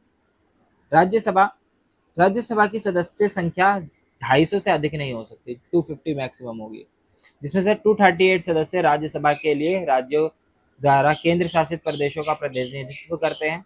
12 सदस्यों को राष्ट्रपति कला, साहित्य, विज्ञान, समाज सेवा आदि क्षेत्रों में विशिष्ट योगदान देने वाले व्यक्तियों में से मनोनीत करता है। ठीक है, तो 12 सदस्य ऐसे होंगे जिनको राष्ट्रपति चूज करेगा। 238 सदस्यों को राज्य तथा केंद्र शासित प्रदेशों का प्रतिनिधित्व करते हैं। नेक्स्ट, राज्यसभा, इतने पॉइंट काफी है और इसका कार्यकाल 5 वर्ष होता है, जबकि लोकसभा जो है, डिफरेंस याद रखना, लोकसभा 5 वर्ष के लिए होती है, राज्यसभा 6 वर्ष के लिए होती है। लोकसभा का निश्चित कार्यकाल से पहले भंग किया जा सकता है, किंतु राज्यसभा एक स्थायी सदन है। ठीक है, अगर लोकसभा को चाहे तो हम भंग कर सकते हैं, यानी 5 साल से पहले खत्म कर सकते हैं, लेकिन राज्यसभा को हम 5 साल से पहले खत्म नहीं कर सकते, वो स्थायी है। इसके 1/3 सदस्य प्रति 2 वर्ष में सेवानिवृत्त होते हैं। अब ये क्या बोल रहा है, the retiring member can be री इलेक्टेड। क्या कह रहा है कि दो साल बाद, हर 2 साल पे मेंबर को क्या कर दिया जाता है, रिटायर कर दिया जाता है, और कुछ मेंबर को जो है दोबारा से रखा भी जा सकता है, और इसको हम उच्च सदन यानी अपर हाउस या परमानेंट हाउस कह सकते हैं। अब नेक्स्ट आ जाता है सुप्रीम कोर्ट। संसद के कार्य छूट गए, फंक्शंस ऑफ पार्लियामेंट। तो सबसे पहले आ जाता है विधायी कार्य यानी लेजिस्लेटिव फंक्शन। संसद कानून बनाने वाली संस्था है। यह संघ सूची और समवर्ती सूची में दिए गए विषयों पर कानून बनाती है। देखो, parliament is law making body, की क्या करती है, लॉ बनाती है। सबसे पहली चीज ये आपको याद रखना, इतना लिख दोगे काफी है। It legislative on the subject mentioned in the union list and current list. कार्यपालिका संबंधी शक्तियां, एग्जीक्यूटिव शक्ति क्या है? Council minister is the real executive which implements different laws and policies of the government. प्रधानमंत्री तथा मंत्रिपरिषद नियंत्रण रखती है, ठीक है। वित्तीय शक्ति क्या है? संसद देश के वित्त के संरक्षक है। भारत की संचित निधि का पर संसद का नियंत्रण होता है। सरकार द्वारा पेश किए गए अनुदान में संसद कटौती कर सकता है, उसे अस्वीकार या पारित कर सकती है, ठीक है। सरकार का वार्षिक बजट संसद के समक्ष पेश किया जाता है। संसद की स्वीकृति के बिना कोई भी नहीं लगाया जा सकता है और ना ही संचित निधि में कोई पैसा खर्च किया जा सकता है। मतलब कि अगर आपको पैसा वगैरह खर्च भी करना है तो संसद की सहमति होनी चाहिए। जुडिशियल फंक्शन यानी न्यायिक कार्य, सर्वोच्च न्यायालय में न्यायाधीशों की संख्या संसद तय करती है कि कितने होंगे। यह 2 या 2 से अधिक राज्यों के लिए एक सामान्य उच्च न्यायालय का प्रावधान करती है कि 2 या 2 से अधिक, जैसे कि पंजाब और हरियाणा का एक ही हाई कोर्ट है, चंडीगढ़। यह किसी केंद्र शासित प्रदेश के लिए उच्च न्यायालय का प्रावधान कर सकती है। महाभियोग की प्रक्रिया के दौरान संसद न्यायपालिका की भांति कार्य करता है। मिशेलियस फंक्शन यानी विविध कार्य, संसद राष्ट्रपति का और उपराष्ट्रपति को एक विशेष बहुमत के पद से हटा सकती है। राष्ट्रपति को पद से हटाने की प्रक्रिया को महाभियोग कहा जाता है, ठीक है। याद रखना, इम्पीचमेंट क्या होता है?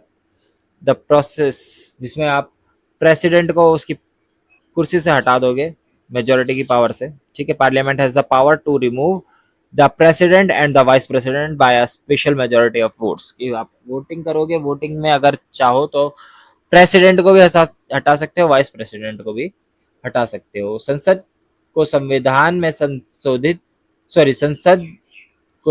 में संशोधन करने की शक्ति प्राप्त है।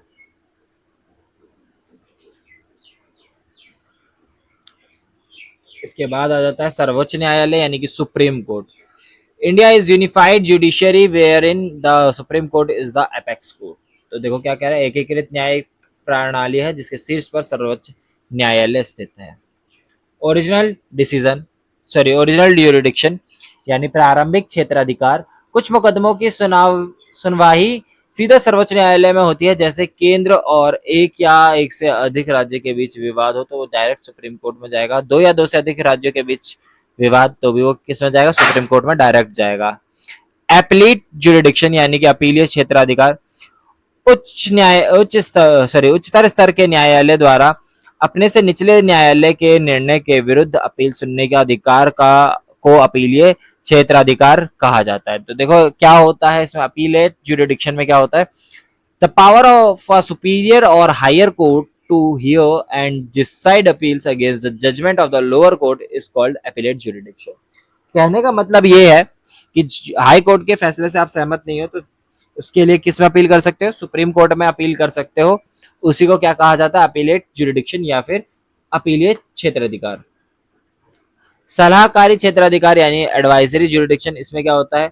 सर्वोच्च न्यायालय को उन सब मामलों में जो राष्ट्रपति इसके सम्मुख भेजता है विशिष्ट सलाहकारी क्षेत्राधिकार प्राप्त है। The Supreme Court has a special advisory jurisdiction in matter which may specifically be referred to it by the President of India। ठीक है, जो भी प्रेसिडेंट ने भेजा वो डायरेक्ट चेक कर सकते हो आप सर्वोच्च न्यायालय में डायरेक्ट। सर्वोच्च न्यायालय अभिलेख न्यायालय भी है, ठीक है, रिकॉर्ड रखा जाता है इसमें। सर्वोच्च न्यायालय के निर्णय व संविधान की व्याख्याएं भारत के सभी न्यायालयों के लिए मार्गदर्शन का काम करते हैं, ठीक है। संविधान का संरक्षक। संविधान की व्याख्या करने का अधिकार होने के कारण सर्वोच्च न्यायालय संविधान के संरक्षक की भूमिका निभाता है। यदि कोई कानून या कार्यकारी आज्ञा संविधान के विरुद्ध हो तो उसे गैर संवैधानिक या अवैध घोषित किया जा सकता है, ठीक है, तो इतना हो गया। अब इसके बाद नेक्स्ट चैप्टर, चैप्टर नंबर 21, राजनीतिक दल और दबाव समूह। ठीक है, अब चैप्टर नंबर, अब आ जाते हैं चैप्टर नंबर 21, राजनीतिक दल और दबाव समूह, political parties and pressure groups. अब होता क्या है, ये पहले सबसे पहले ये समझ लेते हैं। राजनीतिक दल नागरिकों का एक संगठित समूह होता है जिनकी राजनीतिक विचारधारा एक जैसी होती है तथा वह चुनाव के माध्यम से सत्ता प्राप्त कर अपनी नीतियों और कार्यक्रमों को लागू करना चाहता है। ठीक है, पॉलिटिकल पार्टी क्या होती है ये बता दिया यहाँ पे। एक ऑर्गेनाइज्ड और बड़ा बड़ा लोग ग्रुप होता है लोगों का जो सत्ता में आना चाहते हैं, पावर में आना चाहते हैं और सरकार बनाना चाहते हैं। इनका काम क्या होता है, चुनाव के लिए उम्मीदवार नामजद करना, यानी कि नॉमिनेट करेंगे कि हाँ भाई ये मेंबर यहाँ से खड़ा होगा। देश के हित के लिए नीतियां और कार्यक्रम तैयार करना कि हाँ ऐसे करेंगे, हम ऐसे करेंगे, पॉलिसीज प्रोग्राम्स वगैरह तैयार करना। बहुमत प्राप्त करना तथा देश का शासन चलाना। ठीक है, मेजोरिटी प्राप्त करो और सरकार चलाओ। विपक्ष की भूमिका भी निभाना, कि काफी बार आप जब हार जाते हैं तो विपक्ष की भूमिका भी महत्वपूर्ण है। अगर विपक्ष नहीं होगा तो सरकार जो है अच्छे से काम नहीं करेगी। अब दो प्रकार के राजनीतिक दल होते हैं। राजनीतिक दल ऐसे दल होते हैं जिनका प्रभाव देश के ज्यादातर भागों में होता है। ऐसा दल जिसके 4 राज्यों में कम से कम 4% मत प्राप्त किए हो राष्ट्रीय राजनीतिक दल कहलाता है। ठीक है, रिसेंटली आम आदमी पार्टी जो है बनी है राष्ट्रीय राजनीतिक दल, यानी कि नेशनल पॉलिटिकल पार्टी। ठीक है, याद रखना कम से कम 4% वोट होने चाहिए 4 स्टेट में। भारतीय राष्ट्रीय कांग्रेस, भारतीय जनता पार्टी, भारतीय साम्यवादी दल, भारतीय साम्यवादी दल, मार्क्सवाद, बहुजन समाज पार्टी, राष्ट्रवादी कांग्रेस पार्टी को वर्तमान समय में राष्ट्रीय दल में का दर्जा प्राप्त है।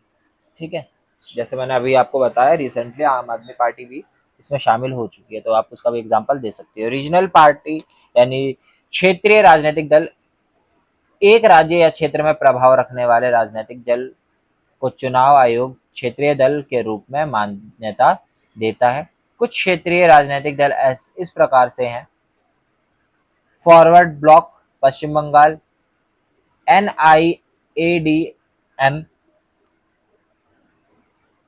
के तमिलनाडु, नेशनल कॉन्फ्रेंस जम्मू कश्मीर, राष्ट्रीय जनता दल बिहार RJD, समाजवादी पार्टी उत्तर प्रदेश अखिलेश यादव, शिरोमणि अकाली दल पंजाब। ठीक है, तो ये कुछ एग्जाम्पल दिए गए हैं उसके। आई होप अब दोनों में अंतर समझ में आ गया होगा। विभिन्न राजनीतिक दलों की नीतियां, policies of different political parties. अब सबके अलग अलग है। जैसे कांग्रेस क्या बोलती है, नीतियां क्या है। कांग्रेस पार्टी लोकतंत्र, पंथ निरपेक्षता तथा समाजवाद के प्रति वचनबद्ध है। यह निजीकरण, उदारीकरण व वैश्वीकरण को स्वीकार करती है। समाज कल्याण तथा स्थानीय स्तर की संस्थाओं को मजबूत व सशक्त करना चाहती है। अब क्या बोल रहा है कि कांग्रेस पार्टी क्या है, डेमोक्रेसी, सेक्युलरिज्म और सोशलिज्म को प्रमोट करती है या कमिट करती है। ठीक है, it permits a measure of privatization, liberalization, globalization, work for welfare of the society, कि लोगों के हित में काम करती है। अब भारतीय जनता पार्टी है, यह पार्टी राष्ट्रवाद तथा राष्ट्रीय एकीकरण, लोकतंत्र, सकारात्मक पंथ निरपेक्षता, गांधीवादी समाजवाद तथा मूल्य आधारित राजनीति के में विश्वास रखती है। अब क्या कह रहा है कि ये किस में स्टैंड लेती है, नेशनलिज्म में, नेशनल इंटीग्रेशन यानी कि एक करके रखना, एकीकरण में, डेमोक्रेसी में, पॉजिटिव सेक्युलरिज्म, गांधीयन सोशलिज्म की गांधी की विचारधारा है वाली, एंड वैल्यू बेस्ड पॉलिटिक्स। अब भारतीय साम्यवादी दल या CPM, अब ये क्या बोलते हैं, stand for socialism, socialist ownership of industries, agrarian reforms, rural upliftment and self reliance economy. कह रहा है ये दोनों ही दल समाजवाद, उद्योग पर सामाजिक स्वामित्व, कृषि सुधार, ग्रामोत्थान तथा आत्मनिर्भर अर्थव्यवस्था को अपने आधारभूत सिद्धांत व उद्देश्य मानते हैं। बहुजन समाज पार्टी, इसकी खोज हुई थी 1984 में, गठित की गई थी।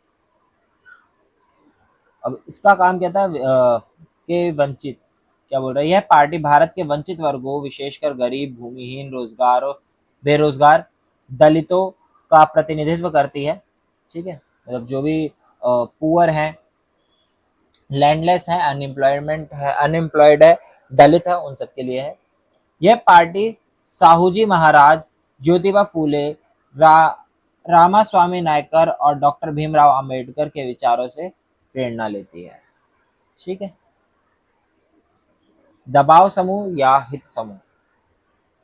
हित समूह लोगों के वे संगठित समूह होते हैं जो उनके हितों की रक्षा और बढ़ावा देने के लिए कार्य करते हैं, जिनकी प्राप्ति के लिए संगठित व एकजुट होते हैं। सामान्यतः हित समूह और दबाव समूह को एक ही मान लिया जाता है, कि काफी बार जो है हित समूह और दबाव समूह को एक ही मान लिया जाता है। किसको? प्रेशर ग्रुप और इंटरेस्ट ग्रुप, दोनों ही अलग अलग हैं। ठीक है, दोबारा से एक बार मैं रिपीट कर देता हूँ। देखो, हित समूह लोगों के वे संगठित समूह होते हैं जो उनके हितों में काम करते हैं और बढ़ावा देते हैं, जिनकी प्राप्ति के लिए संगठित व एकजुट होते हैं। अब यहाँ पे क्या बोला जा रहा है, दबाव समूह ऐसा हित समूह है जो अपने हितों की पूर्ति के लिए सरकार व राजनीतिक व्यवस्था पर दबाव डालता है। ठीक है, कुछ दबाव समूह इस प्रकार है: आर्य प्रतिनिधि सभा, सनातन धर्म सभा, किसान union, Akhil Bharatiya trade union. दबाव समूह और हित समूह में निम्न राजनीतिक दल चुनाव लड़ते हैं तथा सत्ता प्राप्त कर अपनी राजनीतिक विचारधारा फैलाना चाहते हैं। तो जो हमारा सिविक्स का पार्ट था जो 28 मार्क्स का आना था, वो कंप्लीट हो चुका है। जितने भी क्वेश्चन यहाँ से बन सकते थे वो मैंने आपको बता दिया, मैप मैंने आपको दिखा दिया है। एंड कुछ टॉपिक्स और जो है मैं चैप्टर नंबर 23 से दिखाऊंगा, जिनको आपको पढ़ लेना है एक बार। ठीक है, ये पीडीएफ जो है लर्नर्स गाइड का, वो मैं डाल दूंगा। तो इसमें से आपको क्या क्या पढ़ना है चैप्टर नंबर 23 से, तो ये चैप्टर है चैलेंजेस टू इंडियन डेमोक्रेसी। ठीक है, क्या क्या चैलेंजेस है इंडियन डेमोक्रेसी के। तो सबसे पहला चैलेंज क्या है, निरक्षरता यानी इलिटरेसी। सबसे इंपॉर्टेंट है साक्षरता होना, लोगों को पढ़ा लिखा होना। ठीक है, तो इंडिया के जितने भी लोग हैं उन सबको क्या करा जाए, पढ़ाया लिखाया जाए ज्यादा से ज्यादा।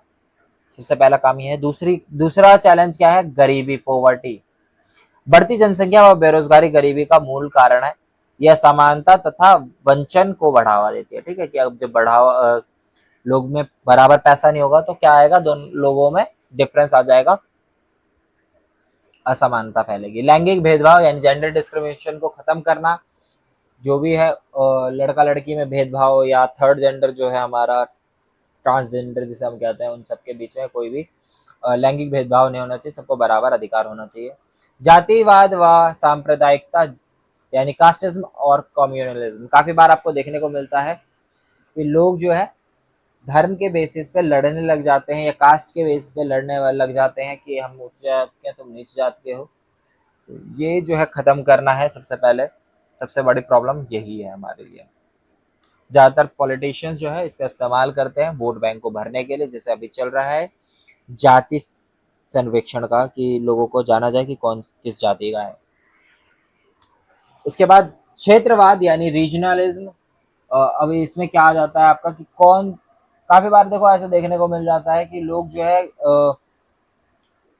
काफी भेदभाव करते हैं रीजन को लेके, क्षेत्र को लेके, कि यहाँ जो है ऐसे हो गए। विकास में असंतुलन तथा किसी क्षेत्र के विशेष लोगों को विकास के में नजरअंदाज करने के कारण क्षेत्रवाद की भावना पैदा होती है। क्षेत्रवाद भी देश की एकता के लिए खतरा है।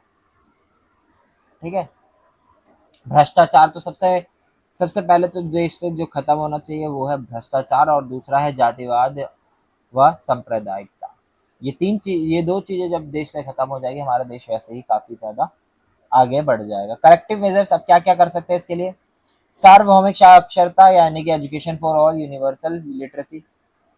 गरीबी उन्मूलन यानी पॉवर्टी एलिवेशन, कुछ ऐसे प्रोग्राम्स वगैरह चलाने चाहिए, लोगों को जागरूक करना चाहिए जिससे गरीबी दूर हो सके। लैंगिक भेदभाव की समाप्ति, जो भी ये जेंडर डिस्क्रिमिनेशन है उसको खत्म किया जाए, समानता देखी जाए, किसी में ऐसा ना हो कि काफी ज्यादा फैमिली में ऐसा देखने को मिलता है कि लड़का जो है, लड़का है तो उसको प्राइवेट स्कूल में पढ़ाया जा रहा है, लड़की जो है तो उसको गवर्नमेंट स्कूल में पढ़ाया जा रहा है, या लड़के को जो है जॉब करने भेज दिया जा रहा है लेकिन लड़की को नहीं भेजा जा रहा।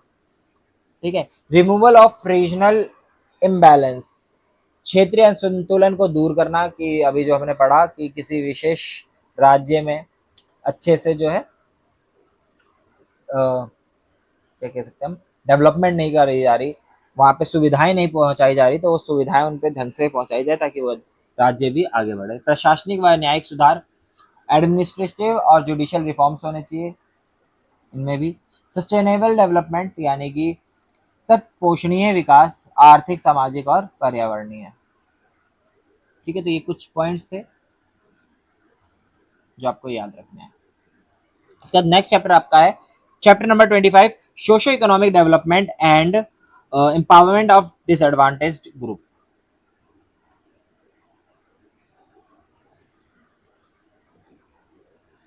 अब देखो इसमें, भारत को 1947 में विदेशी शासन से मुक्ति मिली। इसके बाद साथ ही गरीबी, निरक्षरता, भूख और सामाजिक भेद को दूर करने के लिए एक नई संघर्ष शुरू हो गया। ठीक है, कि अब भारत के सामने सबसे बड़ा चैलेंज यही था, इन सबको कैसे भी करके दूर करना है। सामाजिक आर्थिक विकास का कारण, meaning of socio economic development. सबसे पहला है सोशल डेवलपमेंट यानी कि सामाजिक विकास। सामाजिक विकास के से सामाजिक संस्थाओं में रूपांतरण या परिवर्तन, स्वास्थ्य और शिक्षा सुविधाओं में सुधार के द्वारा समाज की क्षमताओं में वृद्धि होती है ताकि समाज के सभी वर्गों की आकांक्षाओं की पूर्ति हो सके। अब देखो क्या बोल रहा है, social development leads to transformation of social institution, कि जब भी सोशल डेवलपमेंट होगा तो उसमें क्या क्या चेंजेस आएंगे। सोशल इंस्टीट्यूशन डेवलपमेंट होगा, इंप्रूवमेंट होगी हेल्थ में, एजुकेशन फैसिलिटीज में। ठीक है, भेदभाव कम होगा, इससे सामाजिक भेदभाव और नियंत्रण लगता है, पर सॉरी इस पर इससे सामाजिक भेदभाव पर नियंत्रण लगता है तथा समाज के प्रगतिशील दृष्टिकोण को बढ़ावा मिलता है। दूसरा क्या पॉइंट है, आर्थिक विकास यानी इकोनॉमिकल डेवलपमेंट।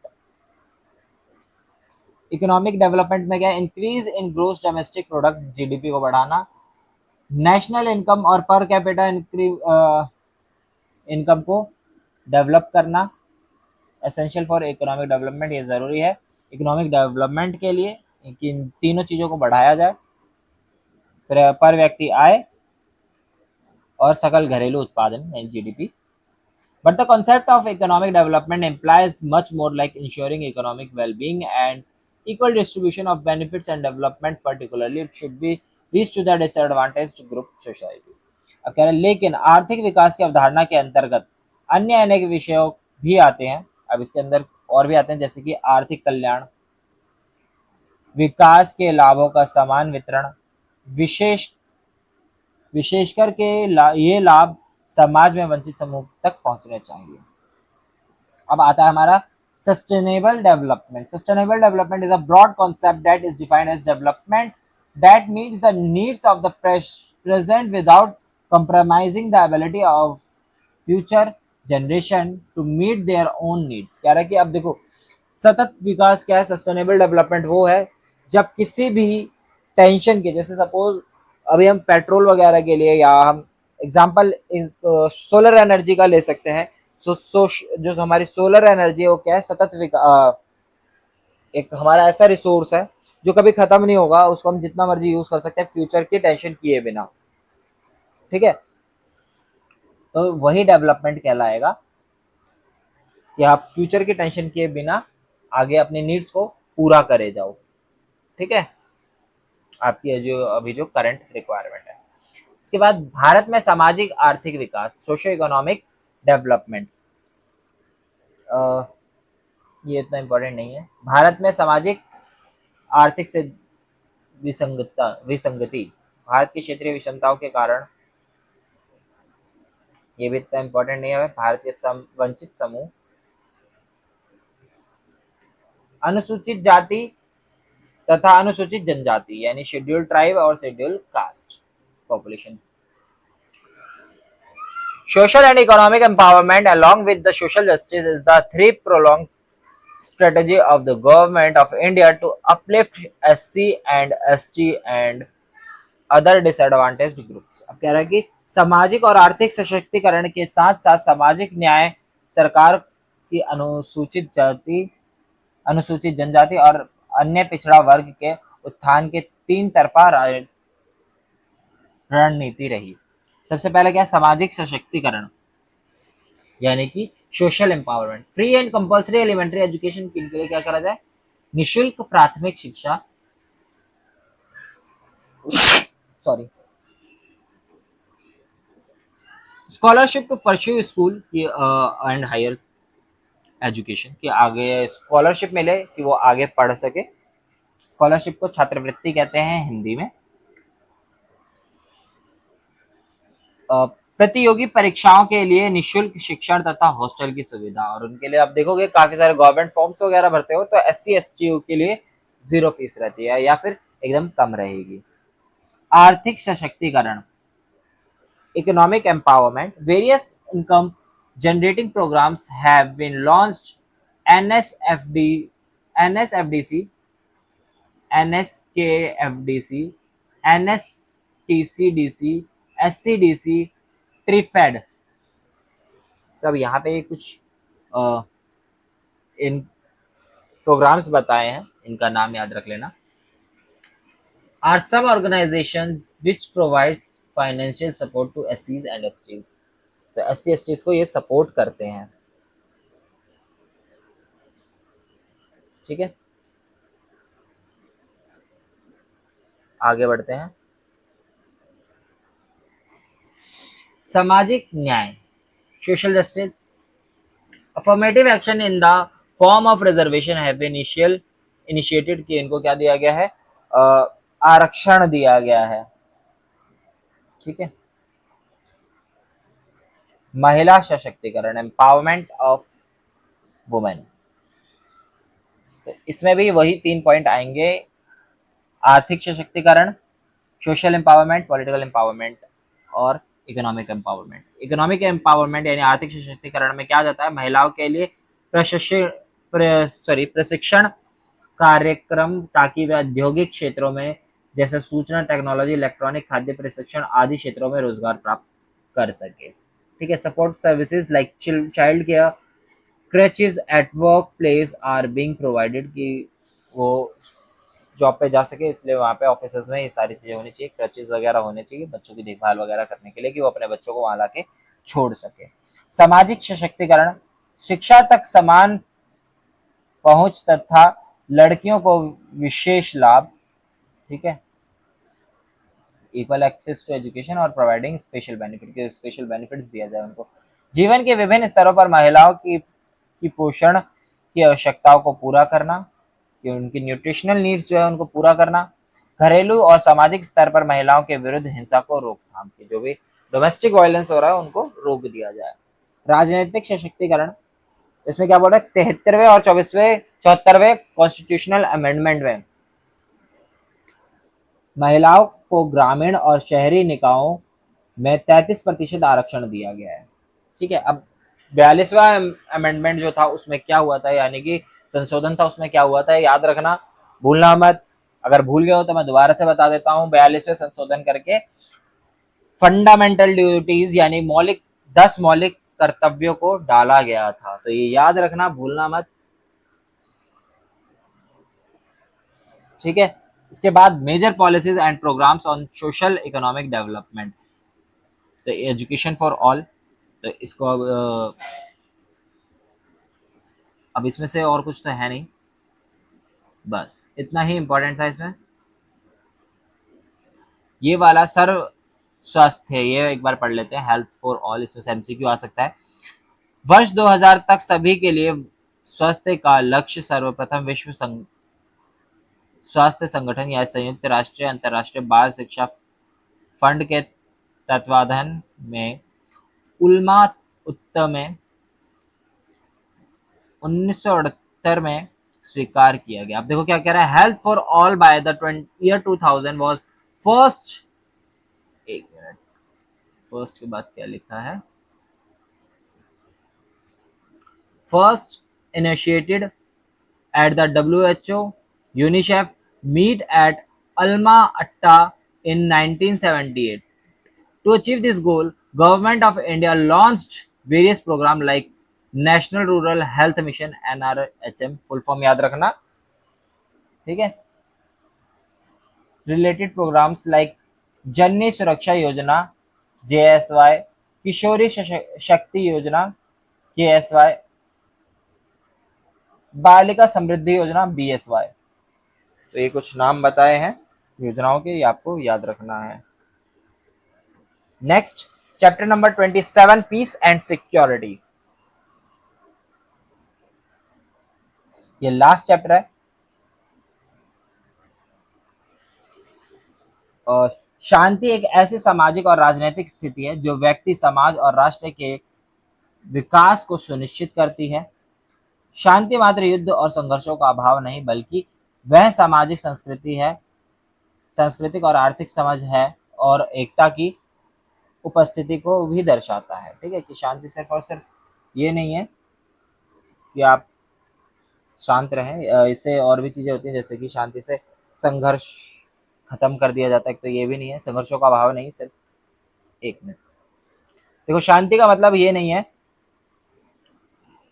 कि आप जो है संघर्षों का अभाव हो, ऐसा नहीं है, बल्कि इसका मतलब क्या है कि आप सामाजिक, सांस्कृतिक और आर्थिक समझ और एकता को रखें। ठीक है, ये शांति जो है इस चीज को भी दर्शाती है कि आप कितने सामाजिक और सांस्कृतिक हो, कितने लोगों को एकता बना के रखना चाहते हो। ठीक है,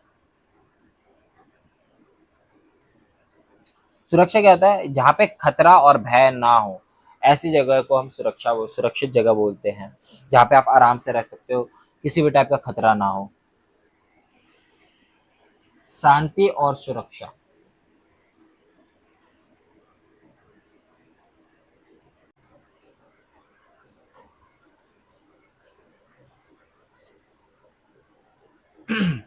शांति और सुरक्षा, देखो बोल रहे हैं शांति और सुरक्षा को एक दूसरे के पृथक नहीं किया जा सकता। यह स्थिति ऐसी स्थिति है जिसमें व्यक्ति, संस्थाएं, क्षेत्र, राष्ट्र और विश्व बिना भय के आगे बढ़ सके। शांति और सुरक्षा दो अवधारणाएं हैं। सुरक्षा की परंपरागत अवधारणा सैनिक संघर्ष और आक्रमण से सुरक्षा पर जोर देती है, लेकिन सुरक्षा की नई और अपरंपरागत अवधारणा काफी व्यापक है। याद रखना, एक क्वेश्चन आया था इससे रिलेटेड कि नॉन ट्रेडिशनल या फिर न्यू जो है वो क्या है।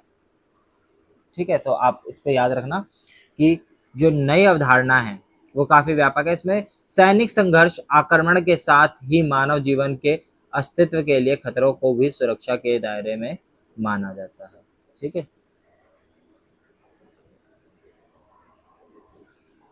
दोबारा रिपीट कर देता हूँ। इसमें न्यू और ट्रेडिशनल नोशन जो है पीस और सिक्योरिटी का much broader and goes beyond military threats, की मिलिट्री थ्रेट से भी काफी आगे बढ़ चुका है। इसमें क्या आ जाता है, wide range of dangers and threats to human existence. ठीक है, सुरक्षा की परंपरागत अवधारणा व्यक्ति को ध्यान में रखकर उसे गरीबी, भूख, बीमारियों और पर्यावरण शरण, शोषण और अमानवीय स्थितियों से सुरक्षा प्रदान करने की बात करती है। ठीक है, अब देखो यहाँ पे क्या कह रहा है, सुरक्षा की अपरंपरा यानी कि जो नई वाली है वो क्या कहती है, गरीबी, भूख, बीमारी और पर्यावरण शरण, शोषण और अमानवीय स्थिति से सुरक्षा प्रदान करने की बात करती है। लोकतंत्र और विकास के लिए शांति और सुरक्षा, लोकतंत्र और विकास का शांति और सुरक्षा से घनिष्ठ संबंध है। शांति के बिना लोकतंत्र जीवन नहीं रह सकता। संयुक्त राष्ट्र के 189 सदस्यों ने सहस्त्राब्दी विकास लक्ष्य में स्वीकार किया कि शांति विकास की पहली शर्त है। ठीक है, तो सबसे पहली शर्त शांति के लिए क्या है, विकास के लिए क्या है, शांति।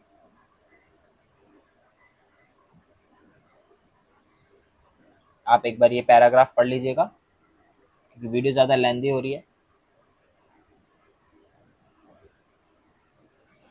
शांति और सुरक्षा के लिए आंतरिक खतरे, internal threats to peace and security. तो काफी बार देखो आतंकवाद जो है आंतरिक खतरे होता है, यानी टेररिज्म। आतंकवाद शांति और सुरक्षा के लिए बड़ा खतरा है। 26/11 को मुंबई और तथा ऐसे ही अन्य आतंकवादी हमलों ने भारत की शांति और सुरक्षा को दहला दिया है।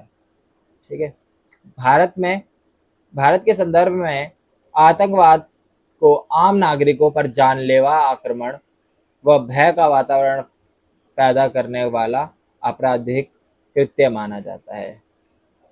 ठीक है, विद्रोह, काफी बार लोग विद्रोह करते हैं, इंसर्जेंसी करते हैं।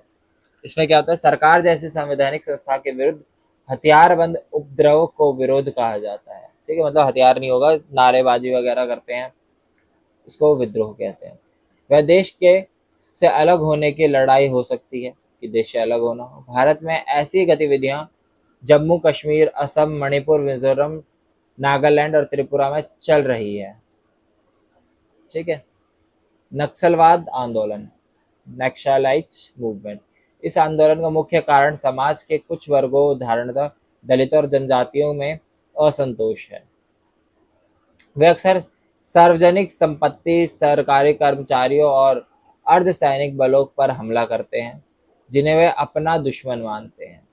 वे जनजातीय क्षेत्रों में विकास कार्यों को विरोध करते हैं, क्योंकि इन क्षेत्रों में विकास से उनका समर्थन सिमट जाता है। ठीक है, तो गलत इनको भी नहीं बोल सकते, क्योंकि अब जब जंगलों में ये जाएंगे, हम जंगलों को काट पीट करेंगे, तो देखो उससे हमारा एक तो वैसे भी नुकसान है ही, नाम का डेवलपमेंट है, डेवलपमेंट तो हो रहा है, लेकिन कहीं ना कहीं रिसोर्सेज हमारे ख़त्म होते जा रहे हैं। मीन्स कहने का मतलब ये है कि ऑक्सीजन, हमारा वातावरण ज़्यादा पॉल्यूटेड होगा, उन लोगों को चीज़ों की कमी होगी, क्योंकि वो फुल्ली डिपेंडेंट किस पे होते हैं, जंगलों पे होते हैं, अपनी बेसिक नीड्स को फुलफिल करने के लिए। सपोर्ट टू यूएन, भारत अंतर्राष्ट्रीय कानून, संधियों और संस्थाओं का बहुत आदर करता है। यह संयुक्त राष्ट्र संघ के 51 संस्थापक देशों में से एक है। भारत के अंतर्राष्ट्रीय शांति और सुरक्षा की स्थापना के लिए संयुक्त राष्ट्र के प्रयासों का हमेशा समर्थन किया है। भारत ने संयुक्त राष्ट्र के शांति बहाली के प्रयासों को मानव संसाधन उपलब्ध कराए हैं। ठीक है, तो इसी के साथ ये वाला चैप्टर भी खत्म होता है।